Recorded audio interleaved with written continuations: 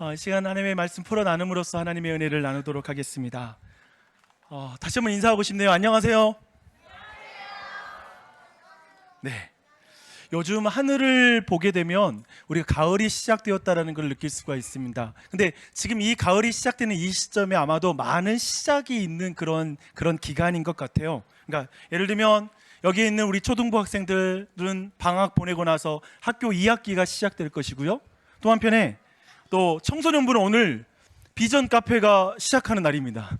그래서 카페가 잘 돼야 될 텐데 하고 생각할 것 같습니다. 또 한편에 9월은 오늘은 특별히 마을 모임 2학기가 시작하는 날이고요. 또한 9월 중에 또한 전도학교가 11주 과정으로 우리 교회에서는 이제 시작하는 그런 시점입니다. 제가 생각해 보니까 많은 시작이 있다라는 그런 생각이 들더라고요. 그러면서 오늘 설교를 앞두고 어떤 의미에서 이 자리에 계신 분들은 제가 말씀드린 것 외에 여러분 개인적으로 많은 시작을 앞두고 있을 거라는 그런 생각이 들어요. 하지만 그 시작을 할까 말까 하고 두려워하는 사람도 있을 수 있고, 또 한편에 그 시작이 두려운 거, 하지만 어떤 의미에서 내일 아침에 뭔가 시작하는 것도 두려울 수 있는 그런 것이 있지 않을까 싶어요. 그래서 오늘 말씀을 통해서 그런 모든 사람에게 뭘 붙잡고 나가야 될지에 대한 주님의 은혜가 우리 모두에게 넘쳐났으면 좋겠습니다. 여러분, 그래서 먼저 우리가 17절 말씀을 먼저 읽고 시작할 텐데요. 여러분, 집에 들어갈 때 가장 먼저 우리는 문을 열고 들어가죠. 그것처럼 오늘 설교의 문을 여는 그런 말씀이니까요. 함께 말씀을 읽어보도록 하겠습니다. 믿음으로 말미암아 그리스도께서 너희 마음에 너희가 사랑 가운데서 뿌리가 박히고 터가 굳어져서. 사도 바울은 있잖아요, 예수님을 따르는 사람과 교회를 지금 나무와 건물로 비유를 하고 있어요. 봐봐요. 뿌리가 박히고 터가 굳어져서 생물학적이고 건축학적으로 지금 이 내용을 표현하고 있는 것이죠. 그래서 모든 그리스도인들 그리고 교회는 이 나무와 건물로 이렇게 비유해서 설명할 수 있을 거예요. 여러분, 근데요, 나무가 건강하게 자라려면 뭐가 중요하죠? 네, 뿌리가 땅에 깊이 박히는 게 중요하죠. 그래서 여러분, 이렇게 나무를 옮겨 심을 때가 되면 이제 뿌리가 깊이 내릴 때까지 이렇게 옆에 부목을 잡아줘요. 바람에 흔들려서 뽑히면 안 되니까 뿌리가 깊이 내릴 때까지 이렇게 도와주는 걸 볼 수가 있습니다. 한편에 높은 건물을 한번 생각해 봅시다. 높은 건물을 세울 때에도 중요한 것은 무엇인가요? 터가 단단해져야 돼요. 그래서 기초 공사가 굉장히 중요합니다. 그래서 엄청난 건물의 무게를 견딜 수 있도록 터를 단단하게, 그리고 하부에서 힘이 많이 분산될 수 있게, 그리고 그 건축적 구조를 그렇게 잘 기틀을 마련해야지 이제 건물이 안전하게 설 수 있습니다. 여러분, 한자에 여러분 이 말 있잖아요. 근본과 기초라는 이 말이 있는데 뿌리근에 그리고 밑 본자입니다. 그래서 원래 이 근본이라는 거 단어의 직접적 의미는 뭐냐면 뿌리라는 뜻이에요. 뿌리. 저기 뿌리예요. 근데 또 한편에 기초라는 말도 한번 봐요. 터기에 주춧돌 초예요. 그래서 터 위에 놓인 주춧돌라는 이런 의미를 가지고 있는 게 이 기초입니다. 근데 여러분, 그래서 사도 바울은 지금 이 말씀을 통해서 우리 모두에게 지금 이렇게 말씀하고 있는 것입니다. 나무가 뿌리를 내리는 곳, 건물의 토대가 되는 곳은 땅입니다. 나무도 뿌리를 깊이 내려야 하고 건물도 땅 깊이 내려서 기초가 튼튼해야 합니다. 그런데 그리스도인과 교회는 그 근본과 기초가 있습니다. 여러분은 인생과 교회는 그 뿌리와 그 기초를 사랑이라는 땅에 깊이 뿌리를 내리고 그 기초, 그 터 위에 교회를 세워야 됩니다. 여러분의 인생은 오직 사랑 가운데 깊이 뿌리 박아야 합니다. 여러분의 인생은 오직 사랑 위에 세워져야 합니다 라고 이렇게 말해요. 여러분, 그래서 오늘 이 말씀을 있잖아요, 우리 모두에게 지금 뭔가 시작을 앞두고 있는 여러분 모두에게 분명하게 이렇게 말하고 있습니다. 당신의 인생의 열매 곧 행복과 기쁨을 얻기 위해 여러분의 뿌리를 어디에 대고 있습니까? 여러분은 이번 주 어디에다 뿌리를 대고 있을 거예요? 여러분 뭐 할 때 행복해요? 뭐에 뿌리를 대고 있어요? 나주신 장로교회는 하나님이 거하시는 성전이 되기 위해 어떤 기초 위에 세워지고 있는 것일까요? 당신의 인생은 무엇을 근본으로, 무엇을 기초로 세워져야 합니까? 여러분 모두, 우리 모두가 이 질문 앞에 서야 될 거예요. 당장 오늘 나는 어떻게 살지? 뭐가 내 기초지? 뭐가 나의 어떤 근본이지? 이 질문 앞에 서야 되는 것이죠. 그래서 오늘 말씀의 문을 열면서 우리 모두의 마음 가운데 이런 마음이 있기를 간절히 소망합니다. 하나님, 하나님의 사랑에 깊이 뿌리를 내리고 자라고 싶어요. 하나님, 하나님의 사랑 위에 나의 신앙이 세워지기를 원합니다. 내 가정이 세워지기를 원합니다. 하나님의 그 사랑 위에 우리 교회가 세워지기를 원합니다 라고 여러분 안에 이 기도하는 마음이 있다면 지금 문을 굉장히 활짝 열은 거예요. 여러분의 마음의 문을 열었으면 좋겠고, 여러분이 지금 이 말씀을 듣는 문인데요, 이 마음, 이 기도로 여러분의 마음이 활짝 열렸으면 좋겠습니다. 그렇기 위해서 사도는 이제 18절과 19절에서 두 가지를 우리를 위해서 기도하고 있습니다. 굉장히 중요하고요, 이 두 가지가 어떠면 다르게 말하면 두 가지의 명령이라고 생각을 해요. 여러분, 이제부터 우리가 어떻게 하면 사랑 위에 우리의 삶을 세울지, 거기에 근본과 기초를 둘지, 이제 그 두 가지 명령과 기도를 들어보도록 하겠습니다. 18절과 19절 말씀 우리 함께 읽어보도록 할게요. 시작. 능히 모든 성도와 함께 지식에 넘치는 그리스도의 사랑을 알아. 그 넓이와 길이와 높이와 깊이가 어떠함을 깨달아. 하나님의 모든 충만하신 것으로 너희에게 충만하게 하시기를 구하노라. 여러분, 저는 이 말씀 굉장히 많은데 그냥 딱 두 가지로 정리해봤어요. 첫 번째, 오늘 제가 설교에서 나누고 싶은 내용이기도 한데요, 첫 번째 따라합니다. 그리스도의 사랑을 알아가라. 두 번째, 그리스도의 사랑으로 서로 사랑하라. 맞아요. 서로 사랑할 때 우리는 그리스도의 사랑 안에서 자라갈 수 있고 세워진다 라고 말할 수가 있어요. 그래서 먼저 그리스도의 사랑을 알아가라 라는 이 말씀을 볼게요. 여러분, 사도는 우리의 근본과 기초가 올려져야 될 그 사랑이 무엇인지, 그리고 어떻게 우리가 그 사랑을 할 수 있는지에 대해서 오늘 말씀은 우리에게 말하고 있습니다. 먼저 어떻게 우리가 그 사랑을 알 수 있는지 18절에 나오는데요, 이렇게 말해요. 능히 모든 성도와 함께 지식에 넘치는 그리스도의 사랑을 알고. 여러분, 성경은 있잖아요, 그리스도의 사랑을 나 혼자 안다고 말하지 않아요. 공동체와 함께 그 사랑을 알아가야 된다라고 이렇게 성경은 말씀하고 있습니다. 여러분, 사랑이라는 건 혼자 할 수 없어요. 여러분, 사랑할 땐 반드시 대상이 있어야 되죠, 그렇죠? 그것처럼 교회에서 그리스도의 사랑은 혼자 알아가는 게 아니에요. 교회와 함께, 모든 성도와 함께 그 사랑을 알아가라고 성경은 이렇게 말하고 있습니다. 그리고 나서 이제 두 번째를 여기서 말해주는데요, 그렇다면 그 사랑은 무슨 사랑인가, 그 사랑에 무엇을 알아야 하는가에 대해서 이제 19절에서 이렇게 말씀하고 있습니다. 그 넓이와, 그 사랑의 넓이와 그 길이와 높이와 깊이가 어떠함을 알아라. 먼저 그 사랑의 넓이란 어떤 의미일까요? 그것은 뭐냐면 사랑의 대상이 얼마나 넓은지 알아가야 된다. 우리가 교회로 모여서 한편 나만 사랑하고 한국인만 사랑하는 게 아니라 일본인도 사랑할 것이고요, 유대인만 사랑하는 것이 아니라 이방인도 사랑하는 것이고요, 사랑의 대상이 얼마나 다양한지 옆에 사람 한번 봐볼래요? 하나님이 당신도 사랑합니다. 그치? 오, 놀라워라. 오, 놀라워라. 봐봐요. 아마도 여러분 바로 옆에는 가장 자신이 친밀하고 내가 사랑한다고 쉽게 말할 수 있는 사람이 앉아있을 가능성이 커요. 근데 만약에 우리가 모두에게 이 말을 한다면 그건 다를 것 같아요. 그렇죠? 쉽지 않을 수 있어요. 근데 지금 우리는 교회를 통해서 하나님의 사랑이 얼마나 큰지를 우리가 알아가는 것입니다. 그리고 두 번째, 사랑의 길이. 사랑의 길이란 사랑의 지속성을 말하는 것으로 해석할 수 있어요. 여러분, 우리를 생각해봐요. 여러분 어떠세요? 아침에 거울을 볼 때 내 얼굴이 너무 사랑스러워, 너무 괜찮아 했다가 아마도 점심시간에 내가 무슨 실수를 했다면, 내가 너무 바보 같은 실수를 하고 거울을 본다면 어휴, 정말 못생겼다 라고 말할 거예요. 우리 모두 자기를 사랑하는 것의 지속성도 오래가지 못해요. 하지만 우리를 향한, 죄인을 향한 하나님의 사랑은 영원하죠.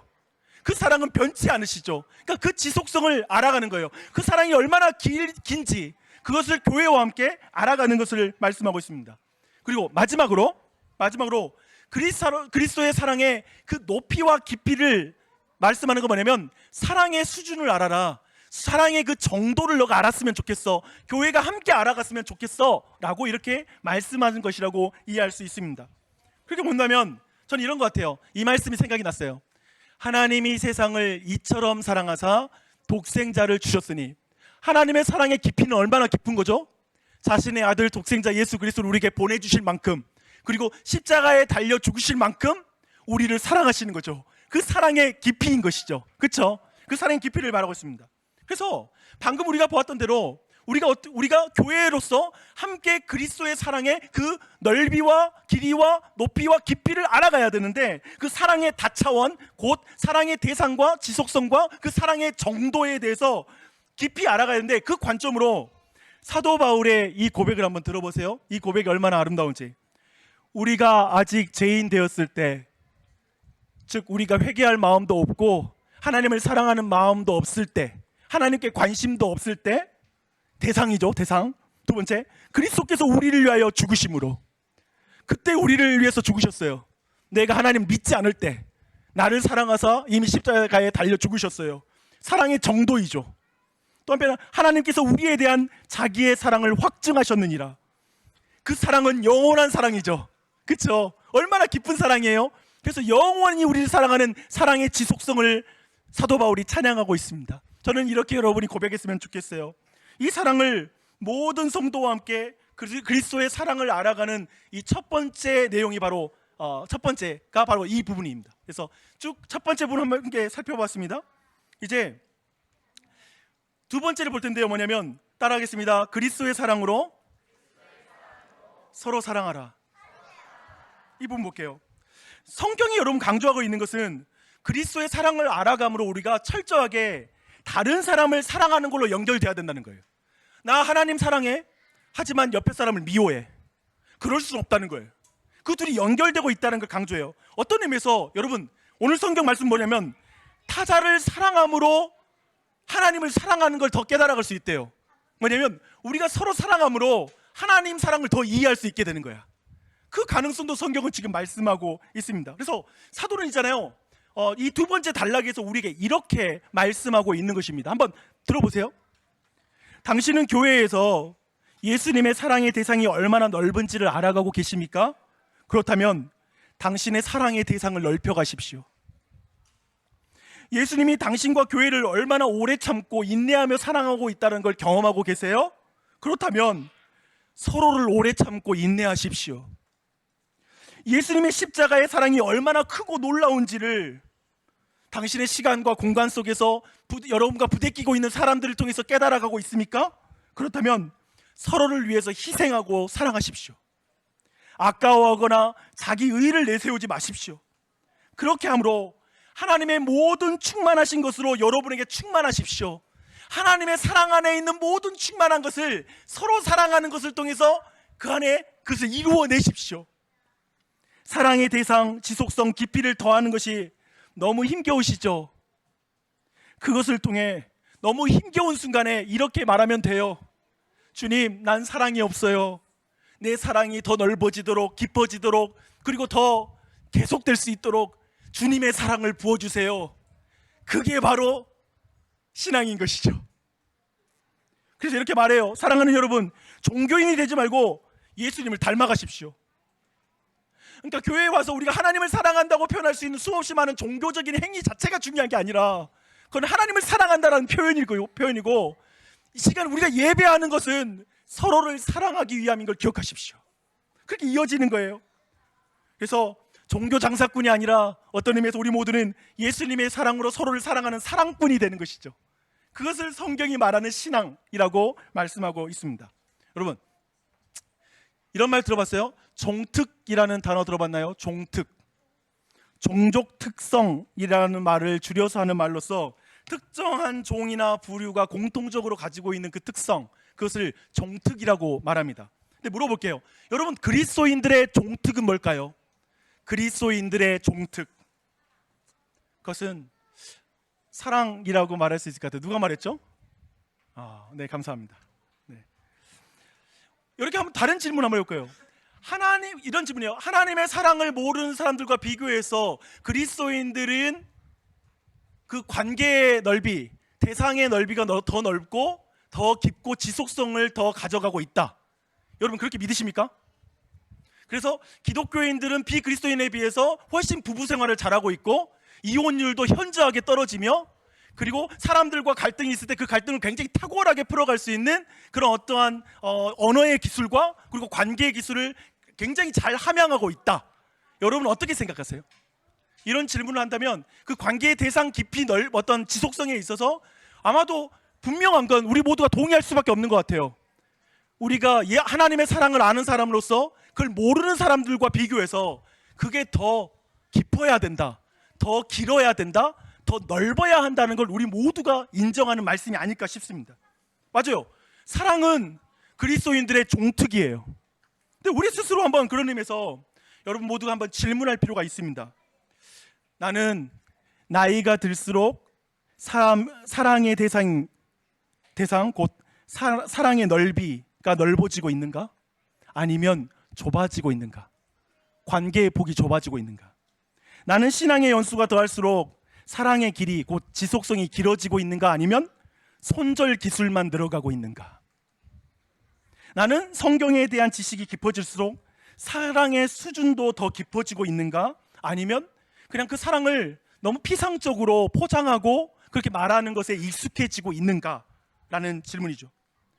근데 이 질문에 여러분이 대답하기 전에 제가 한 가지 아주 이와 관련된 흥미로운 예수님이 하신 그 비유 이야기를 하나 들려드리도록 하겠습니다. 어느 날 있잖아요, 한 율법교사, 즉 하나님의 말씀을 아주 잘 알고 있는 똑똑한 율법교사가 예수님 앞에 와서 이렇게 질문합니다. 내 이웃이 누구니까? 즉 나의 사랑의 대상이 누구입니까? 라는 이 대상에 대한 질문을 합니다. 그때 예수님께서 아주 잘 만들어진, 잘 짜여진 한 비유의 이야기를 들려줍니다. 이제 한 사람이 예루살렘에서 여리고로 내려갑니다. 분명 그 사람은 유대인이었을 거예요. 근데 이 사람이 이제 그 길을 걷다가 강도를 만나게 돼요. 그래서 모든 걸 빼앗기고 그런 크게 상처를 입어서 아마도 피를 흘리면서 거반 죽게 되어서 점점 죽어가고 있는 상황입니다. 근데 그 상황에 이제 예수님은 두 사람을 등장시켜요. 먼저 그때 그 곁에 그 길에 이제 제사장과 유대인이 지나가게 됐어 라고 말하는 순간에 모든 사람들이 이렇게 생각하죠. 이 제사장과 유대인은 레위인은 누가 볼 때에도 이것은 탁월한 종교인이었거든요. 즉 그 사람에게 진짜 이웃이 되어서 그냥 지나치지 않고 도와줄 수 있는 사람을 등장시킨 거예요. 근데 그 등장시켰던 그 두 사람이 그 사람을 보고 그냥 지나칩니다. 그리고 도리어 유대인들이 생각할 때 그들의 이웃의 대상이라고 생각하지 않았던 저 사마리아인 한 사람이 거기를 그냥 지나치지 않고 그 죽어가는 사람을 도와주는 거예요. 근데 이 도와주는 이야기의 모든 이야기는 있잖아요, 그냥 그 사랑의 깊이, 그러니까 지금 원래 유대인들한테는 저 사마리아인이 원수거든요. 그런 의미에서 이 사마리아인한테 이 유대인은 원수예요. 자기에 대해서 아주 비호감을 갖고 있고 굉장히 경멸하는 태도를, 그런 시선을 갖고 있는 사람이에요. 근데 그런 의미에서 원수가 사랑의 대상이 된 거죠, 저 사마리아인에게는. 그렇죠? 그리고 또한 그 뒤에 이어지는 모든 내용들은 이 사랑의 깊이와 사랑의 지속성을 보여주는 이야기로 진행이 됩니다. 먼저 응급처치를 하고요, 그 다음에 자신이 타고 있던 자가용에 그 사람을 태웁니다. 이 사람은 피를 흘리고 있었을 것이기 때문에 자신이 방금 전에 세차했던 그 나귀라는 자동차 그 자체가 굉장히 더러워질 것이 분명하고 그 사람을 태우려면 자신이 내려야 돼요. 그리고 그 사람을 태워야 되는 그 불편함을 감수하면서 그 사람을 태우고 주막으로 이동합니다. 그리고 모든 치료를 이제 다 마치지 못하자 이제 어디 급해서 빨리 떠나야 되는데 나중에 이 사람에게 들어가는 모든 비용을 내가 다 댈게요, 내가 치료비를 다 줄게요 라고 약속하고 떠나게 됩니다. 즉 뭐냐면 끝까지 사랑하는 거예요. 사랑의 지속성을 보여주고 있는 그 말씀으로 이어집니다. 이 질문 앞에 예수님이 그 율법 교사에게 질문하죠. 그리고 저도 여러분 모두에게 질문합니다. 여러분 누구에게 가깝습니까? 여러분은 누구에게 가깝습니까? 요즘 당신이 가까운 사람은 누구인 것 같아요? 원래 여러분 그런 사람 아니잖아요. 그런데 요즘 여러분은 어디에 더 가까운 것 같습니까? 그리고 현대에 우리가 많이 경험했던 교회는 어디에 더 가까운 것일까요? 우리 교회는 그리스도의 사랑의 넓이와 깊이와 높이와 깊이를 함께 알아감으로 사랑의 대상을 더 넓혀가고 있고 사랑의 지속성이 더 깊어지고 있고 길어지고 있고 그 깊이가 더해지고 있는 교회일까요? 이 질문에 저는 여러분 모두의 대답을 잘 알 수는 없습니다. 그렇지만 저는 여러분 모두의 소망은 알고 있습니다. 목사님, 제가 좀 제 사랑의 넓이가 좀 넓어졌으면 좋겠어요. 왜 이렇게 나이가 들어갈수록 속이 좁아지는지 모르겠어요. 왜 이렇게 좁아지는지 모르겠어요. 왜 이렇게 작은 일에 이러는지 모르겠어요. 제발 제 사랑의 길이가 좀 길어졌으면 좋겠어요. 왜 이렇게 사람들과 사귀다 보면 얼마 못 가지 못해서 이렇게 관계가 끊어지는지, 왜 이렇게 어려워지는지 모르겠어요. 관계의 지속성을 제가 갖고 싶어요. 제가 제발 이 사랑의 깊이가 좀 깊어졌으면 좋겠어요. 교회 생활하는데 언제까지 내가 이렇게 피상적으로 관계를 맺어야 되는지, 근본적으로 내가 관계 맺는 방식에 대해서 너무나 고민이 돼요 라고, 아마도 이런 소망과 갈등을 한 번쯤은 여러분 느껴봤을 것이고, 여러분 모두 이런 고민 가운데 있을 거란 생각이 듭니다. 이 질문에 대한 답과 소망은 저는 오늘 두 가지의 여러분 앞에 제가 같이 기도하자고 부탁하는 기도 제목과 함께 여러분께 좀 도전하고 싶습니다. 먼저 첫 번째 기도입니다. 함께 기도해 볼게요. 시작. 사랑의 대상을 넓히게 하옵소서. 첫 번째 기도예요. 하나님 아버지, 내가 예수님처럼 사랑의 대상이 넓어지게 하옵소서. 사랑의 대상을 넓히기를 기도하십시오. 이제 마을 모임이 시작합니다. 그러니까 방학 동안 너무 좋았죠. 좋은 게 왜냐면 사랑의 대상이 너무 좁혀져서 있을 수 있어요. 이제 다시 이 사람들을 책임지고 가는 것이 부담스러울 수 있어요. 어떤 의미에서는 마을 안에 나와 다른 사람이 여전히 존재할 거예요. 몇 년을 지냈는데도 여전히 참 저 사람은 어렵다 하는 사람이 마을 안에 있을 수 있어요. 또 한편에 이제는 좀 마을을 넘어서서 더 넓은 교제를 나누고 싶어하는 그런 마음을 가진 사람도 있을 수 있습니다. 근데 여러분 꼭 기억하세요. 그 모든 과정 속에 교회 안팎에서 혹시 우리의 관계의 대상이 많이 좁혀져 있지 않는지를 돌아보십시오. 그래서 누가 내 이웃이니까 이런 말 할 때가 있지 않으세요? 내가 저 사람이 내 이웃이라고요? 저 친구가 내 이웃이에요? 저 상사가 내 이웃이라고요? 누가 내 이웃이니까? 라는 이 말을 하는 사람으로 여전히 우리 모두가 서 있을 수 있다는 것이죠. 각자 그래요.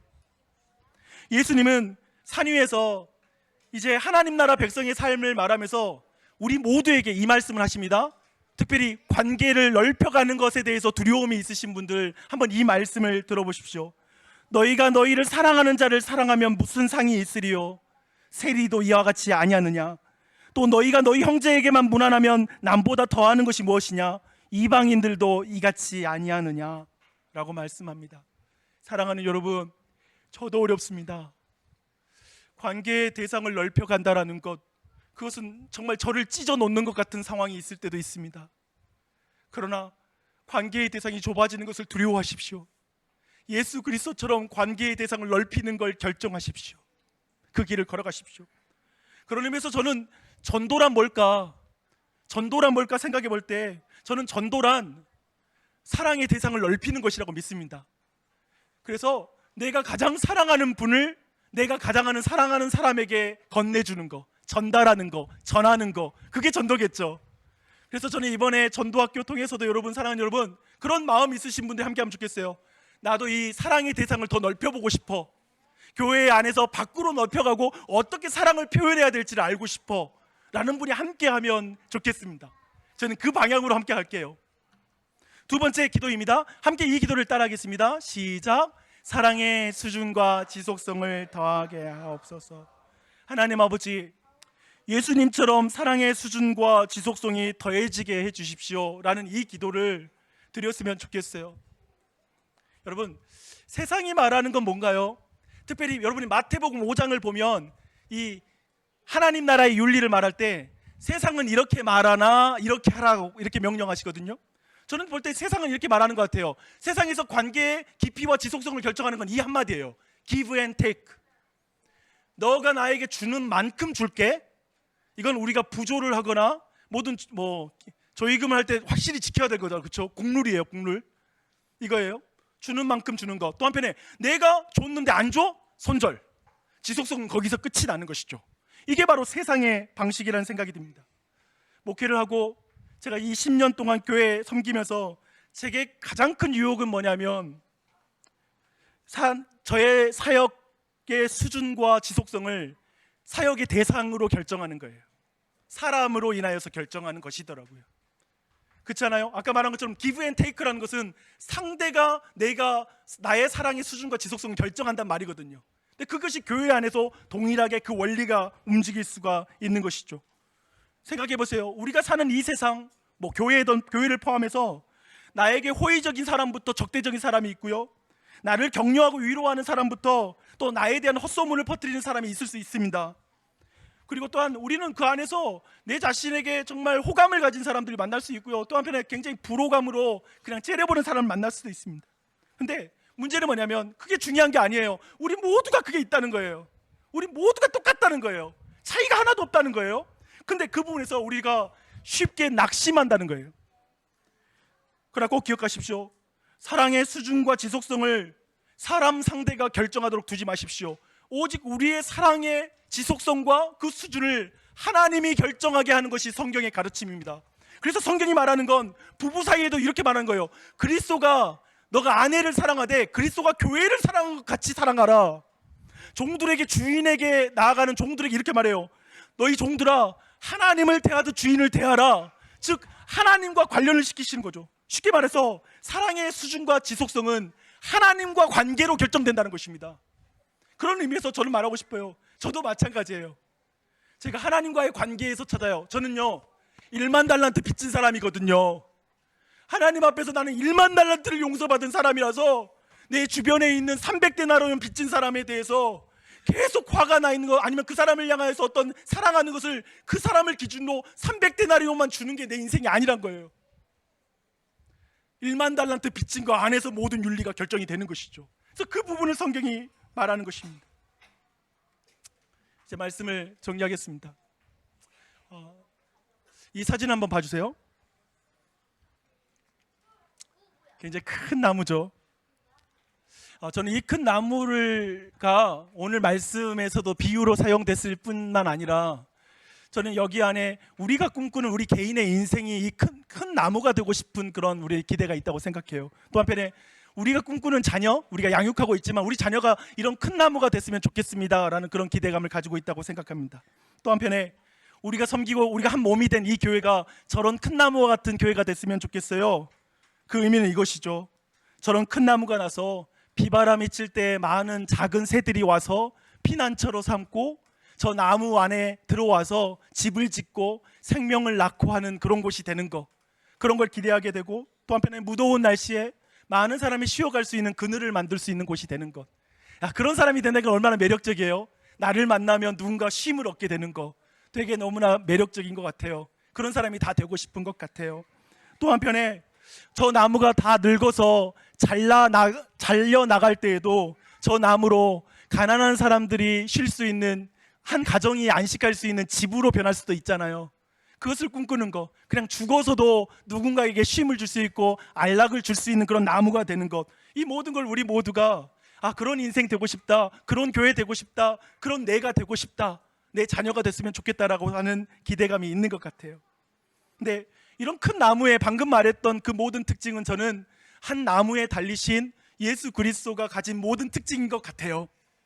예수 그리스도. 생각해 보세요. 이 큰 나무가 되기까지 얼마나 많은 비바람을 맞았을까요? 세상의 정신과 유행이 얼마나 거세게 저에게 불어닥쳤을까요? 그렇게 살지 마. 그냥 되갚아줘. 그냥 악을 악으로 이기는 거야. 그리고 이 세상에 대해서 너도 주는 만큼 주는 거고 받은 만큼 받는 거, 주는 거야. 모든 이러한 말들은 얼마나 그 믿음의 마음 가운데 힘들게 만들었을까요? 그 마음으로 하여금 얼마나 어렵게 그 길을 견디게 했을까요? 특별히 사랑이 식어지는 세상 속에서 이 교회라는 나무가 이 땅 가운데서 든든하게 선다라는 건 어떻게 가능할까요? 마귀의 공격도 얼마나 심한지 몰라요. 마귀의 공격은 너무나 무섭게 우리에게 오고 있어요. 오직 유일한 방법은 뭐냐면 오직 예수님의 사랑에 깊이 뿌리 박는 것 외에는 무슨 수가 있단 말입니까? 다른 수는 없어요. 다른 방법은 없어요. 예수님을 닮아가는 것이 그리스도인의 근본이요 기초예요. 다른 것은 없어요.